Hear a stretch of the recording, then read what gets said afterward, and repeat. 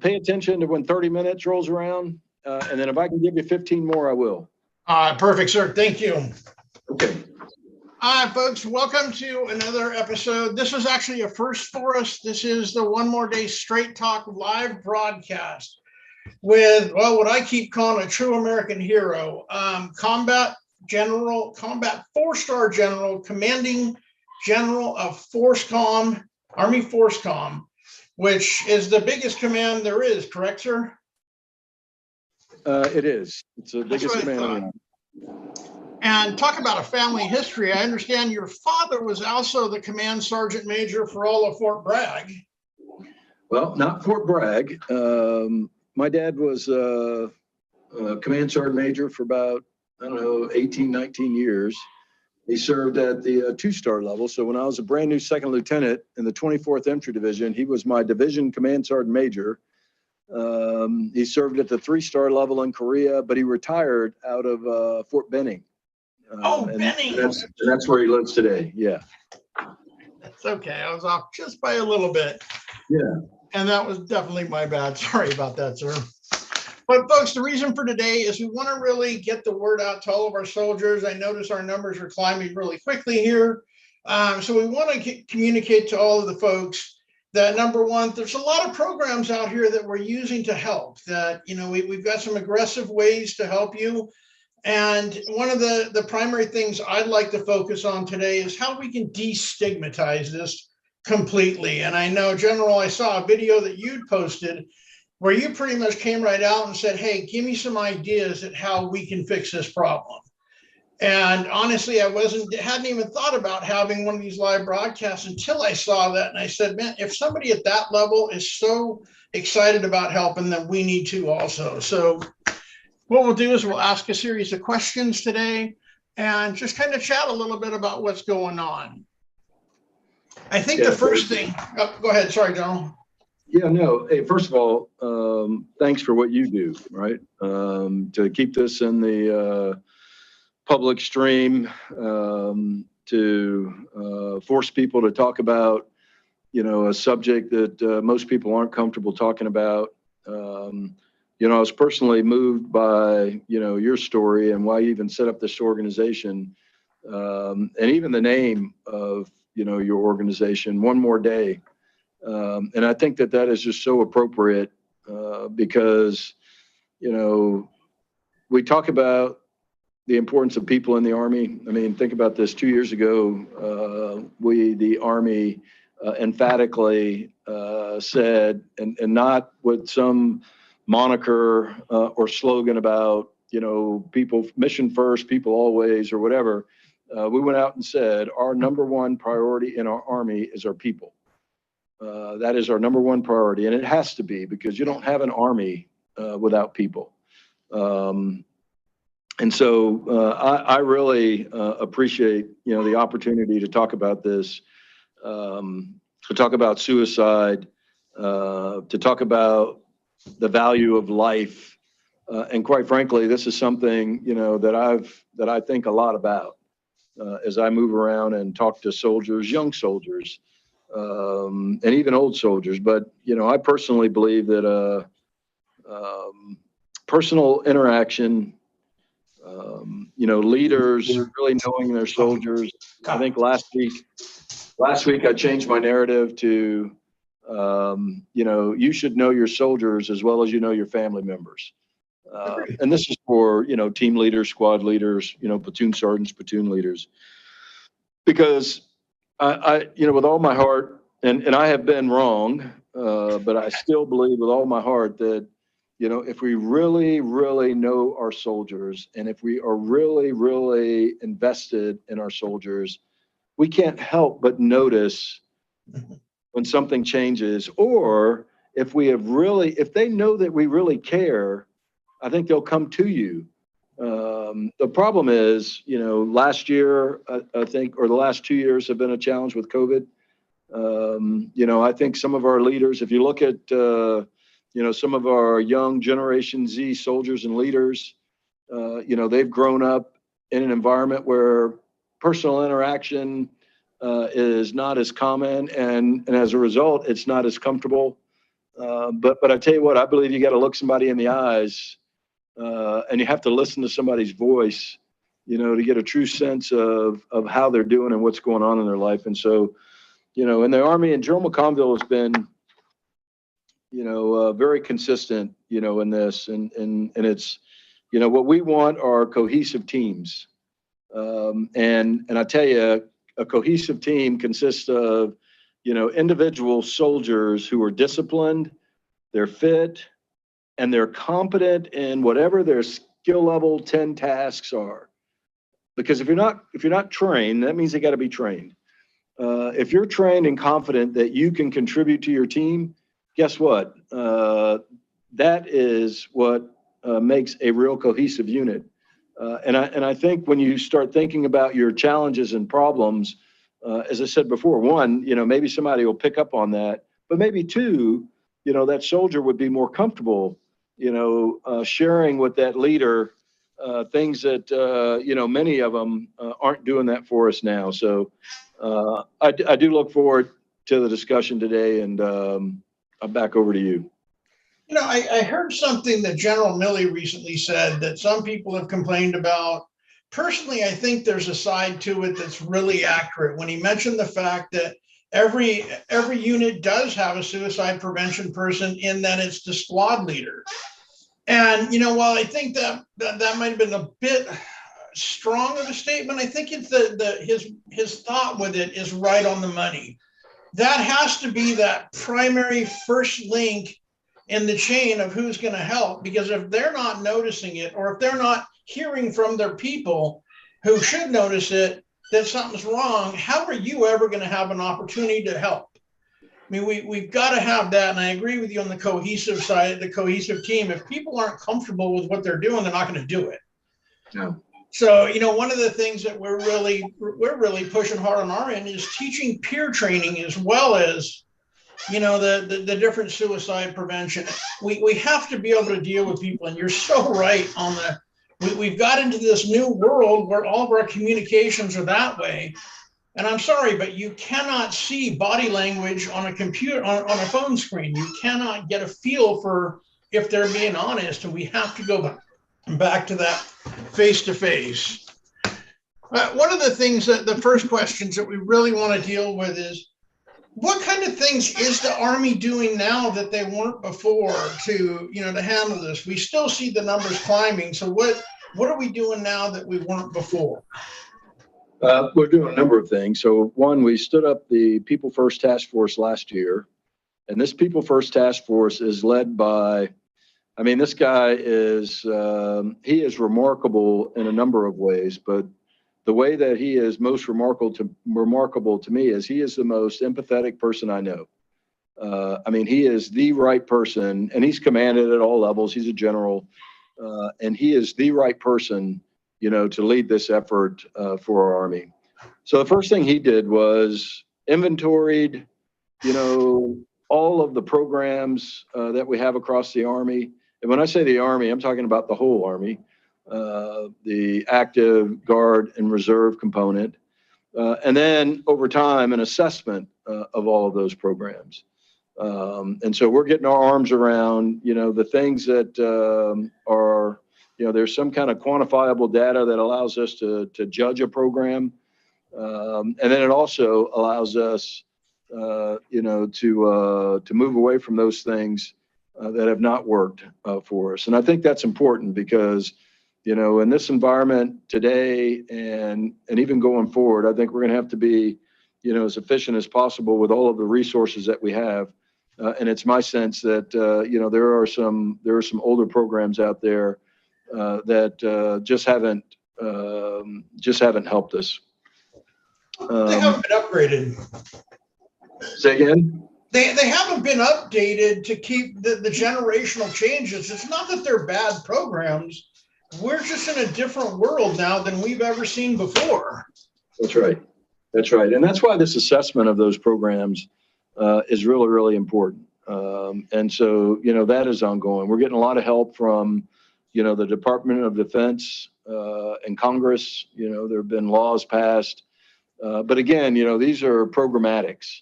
What I think, so what the Army's approach to getting information, important information out, we do this chain teach, which I'm sure you are familiar with. And what I asked the commander to do, the commanders, below me in that echelon to do, was to take this and make it their own and present it to their soldiers in a way that it would be received in the way that we intended. The other problem with big organizations, like the Army, there's and there has to be a certain amount of bureaucracy. But sometimes as I'm talking to soldiers, they'll tell me that, sir, this stuff feels like check the block, kind of training. And what they always say is, or the sense that I get from them is, what they really want is a leader that cares about them.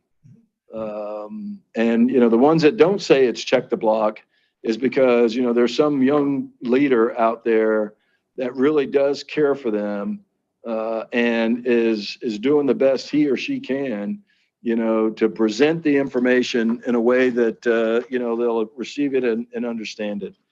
The other thing and this is a military effort, taking more of a public health approach.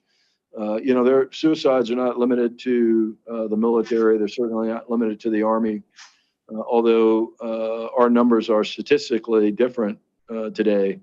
But we are learning a lot from the public health sector, and we are incorporating again some of those best practices. But Garrett, and you saw that in the video, that I did, and that video was done after working out. It was a long, Friday run, and that's kind of where I get to clear my thoughts. I pray a lot, and I think a lot about stuff. And that day it was about suicide, and I think the night before, one of the reports I got, and it really crushed me. So a young soldier took his life. But what really hurt me just as much was the impact that had on his leadership. Here was a case where, that staff sergeant had a personal relationship with that soldier. That staff sergeant really cared for that soldier. That staff sergeant did everything that he could, to take care of that soldier. And, when the soldier died by suicide, that staff sergeant was crushed, and felt that he had failed, that soldier.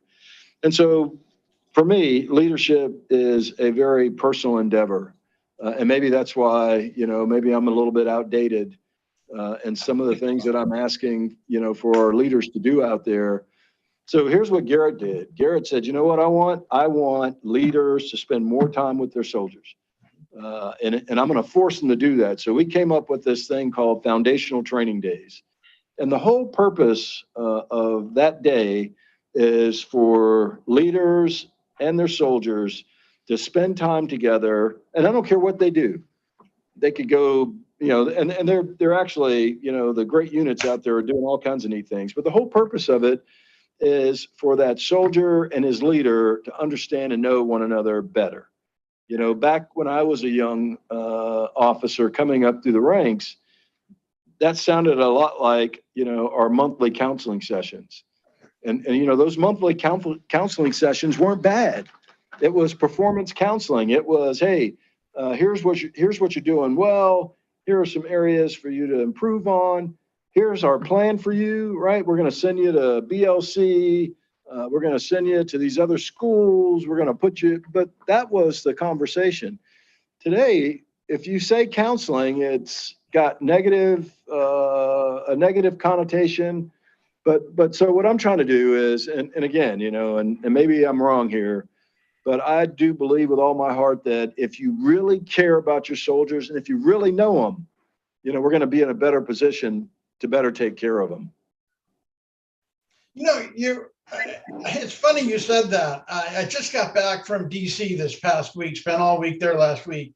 And one of the main reasons we were there was a team building exercise for my own board. We've all been working together for well over a year now, but every interaction has been through Zoom.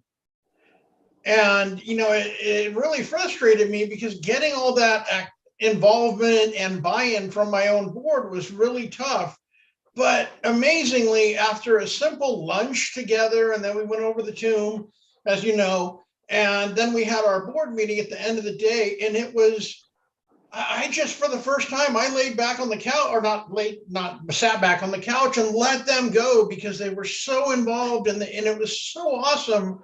So back to what you're saying with that hands-on, it is absolutely amazing how much good that does for morale all the way around, just to be there in person, just to work together, talk. And so you're right on the money with that, General. One of the things, General, and I'm not sure, I hope it's okay to kind of jump. You brought something up a second ago that's kind of out of our the questions we brought up. But one of the things that we deal with as an organizationally that's really a challenge is command change. We'll get a General Garrett who is so excited about suicide prevention, but then the next, when we come in on the next one, we're just back to starting over. That has to be something that you've thought about, you've had to deal with as well. Is there a way we can combat that a little bit? Yeah, I think it goes back to, like I said, some bureaucracy is useful. Some programmatics are useful because we do have some good programs. And there are units out there that are doing some really innovative things, to get after this. And transition is a condition in the Army. I mean, the whole Army is always in motion, and it doesn't matter anymore. You can be deployed. We do changes of command, while units are deployed. We'll switch out leaders while they're deployed because the machine is always in motion. The Army is always moving. And so that's why unit SOPs are important. That's why, foundational training days, for instance, the purpose of those days has to be revisited from time to time so that we don't lose our way. That's why if you look at our, what does PME stand for? Professional Military Education for our soldiers, and that includes soldiers, NCOs, and officers at every level. I mean, we talk about this to young sergeants at the basic leader course. We talk about this at the basic officer leader course that all of our second lieutenants go to. And then this is a subject that is revisited, in every one of our schools. I mean, they're talking about it at the War College. And so that helps, us maintain a standard and a base of knowledge across the force.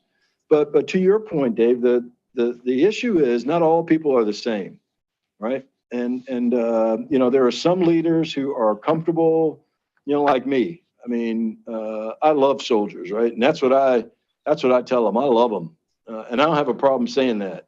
But there are other people out there. They're like, well, I think I love my mom. Definitely not my sister. So how am I gonna love this soldier? And that's really, and maybe I'm reaching here, when I talk to soldiers about this, but I just think, with everything else that we have to offer, the first line of defense, the first line of leadership, the first line of real caring, it has to be, just like General Milley said, that squad leader. He has got, and she have got to know their soldiers, and they've got to be invested in them. So anyways, I know that was a long-winded answer to your question, but that's why we're here, sir. So you take as much time as you want. Next thing, and it's a good one, and it's kind of a two-part. What do you think are the biggest issues that are preventing us from, making as much progress as we'd like at reducing suicide within the Army? Yeah, well, if we knew that answer, probably, yeah, I mean, we'd be in a different place. I listened to we had a session with all the division and corps commanders a couple of weeks ago. And we had the author of Rethinking Suicide talk to us. And really, I left that, and again, it was a great presentation, but was even more rich was a conversation amongst the division and corps commanders on this. And, really is, to your point, talking about the value of life and all of the things that we have to be thankful for, and all of the things that we ought to live for, as opposed to talking about don't kill yourself. We looking back, and hindsight's always 2020. But when we look back at and study soldier suicides, generally speaking, there's a trigger. There's something there that that we failed to identify. We just had an event reported to me, a couple of days ago, where the soldier was with his buddies, probably drinking, and several hours later, takes his own life. And there were a couple things, about that I've been harping on, from this perch. I've been talking about it for a long time, but as a FORSCOM commander, and again, it goes back to knowing your soldiers, but it goes back to leaders doing the right thing. And people, I just have a hard time believing that that group of soldiers, whatever they were doing, not one of those, soldiers, thought enough to intervene in a way that may or may not have saved this soldier's life. We know that there's not a lot of time between, really thinking about it, when you're committed, and the actual act itself. And so we know that, if somebody would have said something to him, or if somebody would have grabbed him, or if somebody would have just stayed with him, he might be alive today. And so the engaged leadership is important, but also just reminding them of their personal value to their families, to their unit. But really kind of, I'm trying to, as I look at this, focus more on the value of life, and sharing that with our soldiers, just as much as, our suicide awareness, the suicide awareness classes and things that we do when we talk to them. And you just brought up another good point that I'd love to stress to the soldiers out there. And that's, you're out with your buddies and you're all having a good time. But one thing to watch for is that different speed of drinking. If you see one of your guys who's normally really on top of things and he's sloppy drunk within the first hour, that should be number one flag. Hey, something's going on. People don't change. We just don't. If we're a non-drinker most of the time, we stay that way. And, I think that's one of the things that we really need to watch. And one of the things that probably could have helped in that situation is if he was drinking more, and I'm certainly not saying he was or wasn't, but if he was, that would be a flag. Hey, let's hang around. I had one of my own buddies do that way back in my day, a kid who he rarely ever drank. He was just a Southern boy, didn't like drinking. All of a sudden, one day he was drunk and we just started harping on him. What the hell's wrong with you? And it turned out his wife had left him and none of us knew it. And, had we not pushed that to that point, he may have been that statistic the next day. Yeah. So it goes back to the, again, leaders who are really engaged and leaders who really care. So, and here's the other thing that I've learned. When I took this job, I made some assumptions about what people knew. And the people that I'm talking about are some of the senior leaders in the Army, right? So, at echelon, and let's say down to, maybe battalion commanders, lieutenant colonels, and their command sergeants major. Well, they make assumptions about what people know. And in some cases, they're making assumptions about what people do. And that's where we have to stop, especially with this, because here's when you were sharing that, that story, what I thought about was, my guess is probably all 3 or 4 of those guys, they could have all been really drunk. Maybe that's what they do, right? And so now it is some leader, right? There's some squad leader or somebody that ought to be paying attention to that. You know, especially if it's going on in our barracks, but somebody ought to be paying attention to that and helping to meter that behavior. Again, engaged leaders in our formations.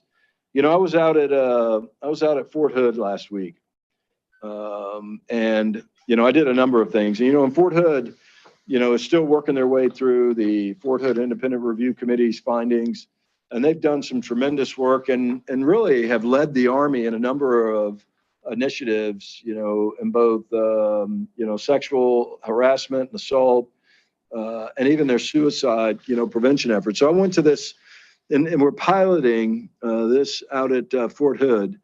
But they have a cadre, they have a psychologist, they've got behavioral health professionals, and they put together a 3-day training event for a company-sized unit. So this is a whole company. They go to the People First Center, so it's a dedicated training facility. And the first couple of days are classes and discussions. And again, this is a chain of command. This is a whole company with all the chain of command. And so what we do over the first couple of days is alert them, introduce them to the many programs that we have out there. You know, we talk to them about, you know, responsibilities and what right looks like for everybody, for the soldier, for the leader. And then the last day, they put together and they put on and perform a number of skits based on what they've learned. And so last week I was out there, and when I got there, it was the last day, and I got to watch, you know, one of the skits. And you know, so you walk in there, it's a bar scene, so they actually have a bar, and you know, you think you're in a bar in there, and the whole company is in civilian clothes. You got an audience, and then you had about 6 or 8 folks who were actually role playing this thing. 3 guys coming to the bar, or 4 guys coming to the bar. One of them's got a gun, you know, in the back of his thing. They're drinking. The designated driver's drinking. You know, it goes on, and these are all the wrong things. The guy says, you know, the guy with the gun, you know, says to his buddies, "Yeah, she left me. She took everything. The only thing I have left is my gun." And then all they did was joke about it. Drink about it. And when they were leaving, they let that guy go home, and this skid, he kills himself. So then they turn around and they did it again, and they did what we expect them to do. And you know what? It made me cry. Because, you know, what I told those soldiers, I said, what prevents us from doing this all the time? You know what the right answer is. I mean, in the second skit, I mean, they did everything right. So my point is, I think we've done a good job of educating. Where we don't do a good job is intervening, you know, and again, you know, this, the other thing, Dave, I try not to be a hypocrite, right? I mean, I know I'm 60 years old, and, you know, when I'm talking to young people, and I do have young people, I got kids, you know, that are in the military. But I am older. I grew up a lot different, and I really do work hard to try and understand them the best that I can. But I think, you know, that initiative is just one of a number of initiatives and innovative ways that our commanders out there, you know, are trying to get after, you know, not just suicide, but holistic, you know, health and fitness. And I agree with you. You know, and that's one of the areas that we're really struggling in, and that all of that is still part of stigma. What you're talking about, I mean, all those soldiers are afraid to confront that head on, and that, you know, we see that all the time. We actually, in my hometown, because we you know, we really had a lot of our Guard members took their lives a year and a half ago. We went through 7 in a Guard of only 4,500 in 3 months. And so what we did is we went around to all the bars that we knew they frequented, and we started talking to bartenders, and we paid for them to go through, a quick 2-hour training through Living Works. And all of a sudden, they were the ones doing proactive stuff for us. They all of a sudden they knew, hey, this guy comes in all the time. He's drinking like a crazy man. How do we help him? And it was amazing how much that started turning around. Number one, it taught them the value of saying no to over drinking when they started understanding the cost of that. And two, it really gave the soldiers and our veterans such a strong bond that this guy cared about them enough to say no. And it really worked out well. And General, we are at your 30-minute point. Are you okay? Well, I'm good. We got 12 more minutes. I'll take them.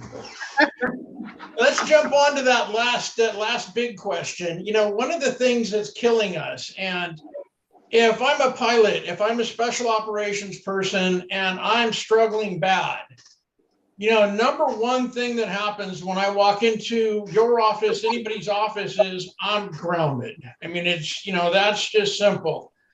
And, one of the things, Craig Bryan, who, the author of Rethinking Suicide, David Rudder, all part of our team, and that's this week we had a big talk about that is, who do we want flying that plane, or who do we want on those missions? The guy who's struggling and getting help, or the guy who's still so ashamed because he has to hide it because he knows he ain't grounded?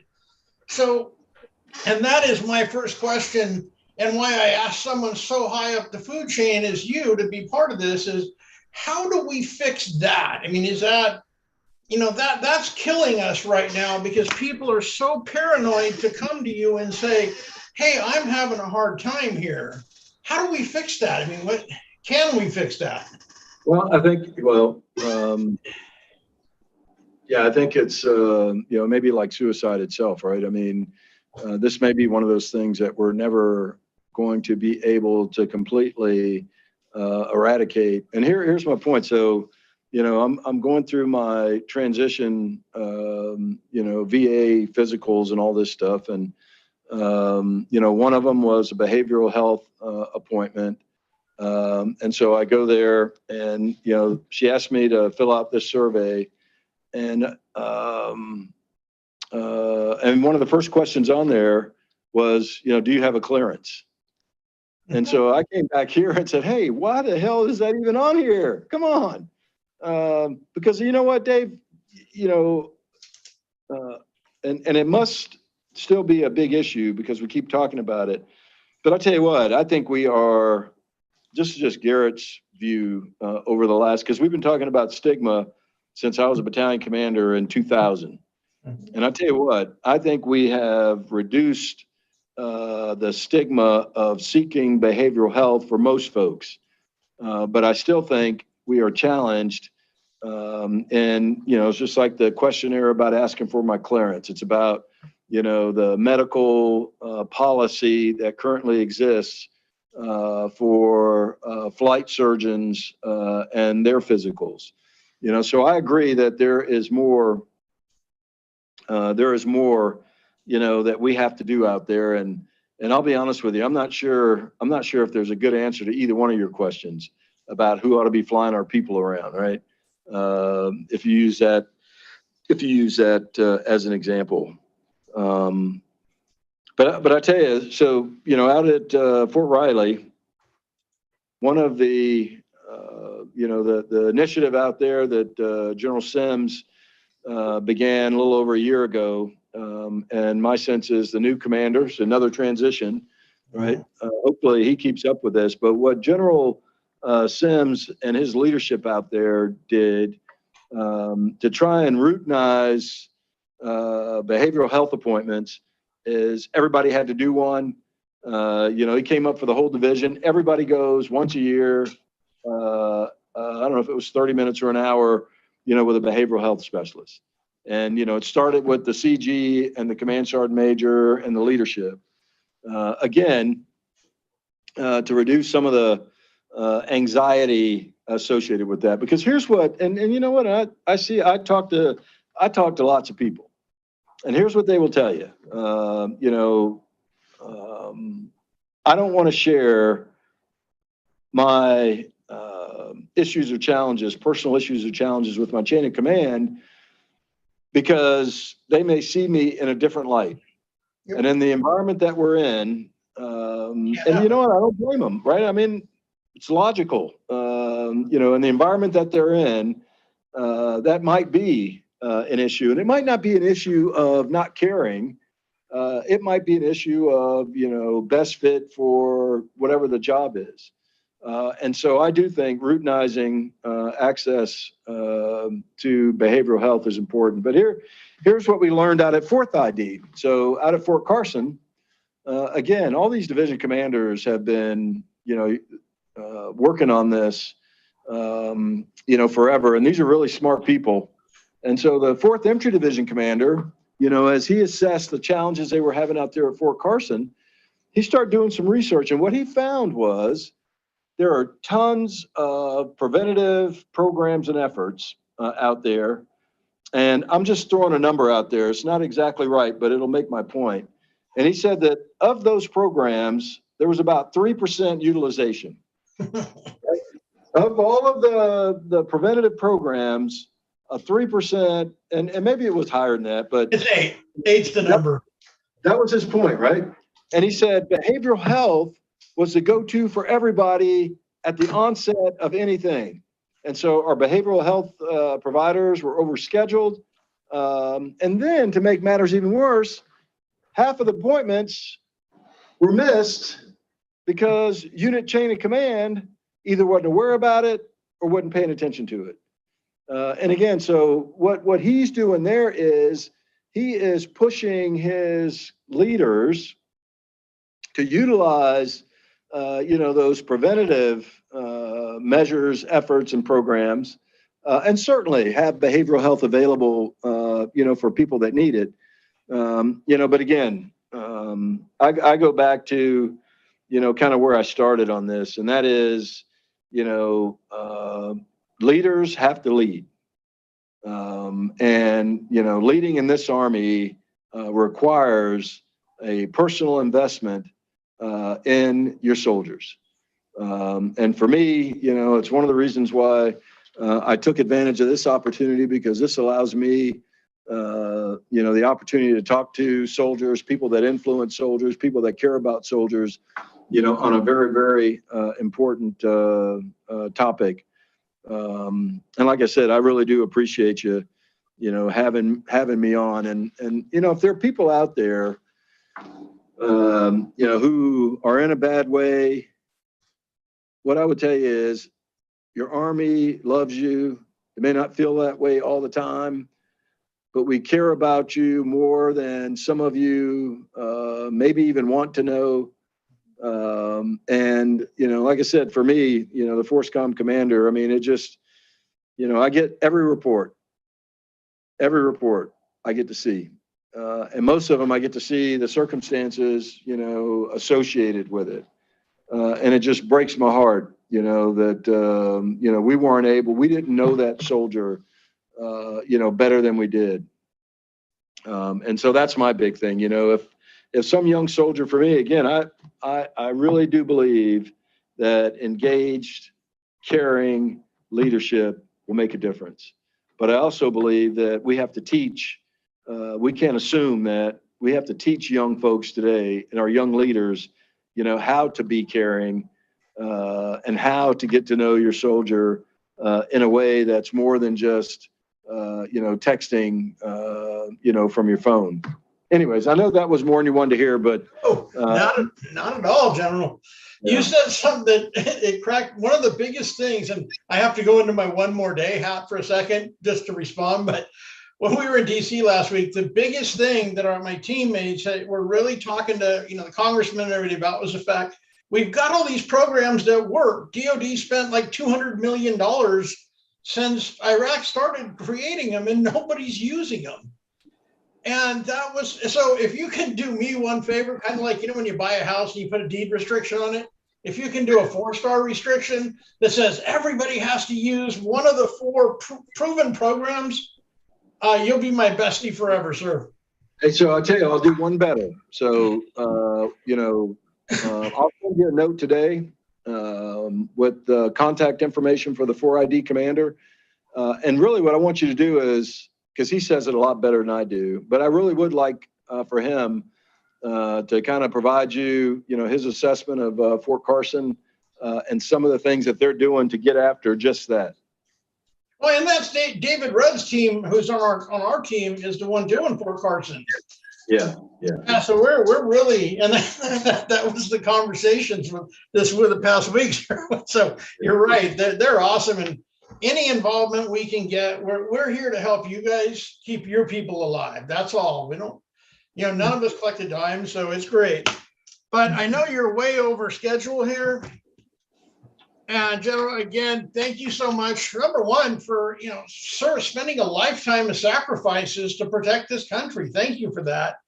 And two, spending almost an hour with us today. It's awesome. And like I said, we'll do what we can from my side, General. Thanks, Dave. I appreciate it. And again, thanks everybody out there. And if you are struggling, folks, 1-800-273-8255, option 1. They have people ready for it that can help you at any time. So please reach out. And everybody, this is One More Day Straight Talk signing off. Thank you. Thanks, Dave. All right.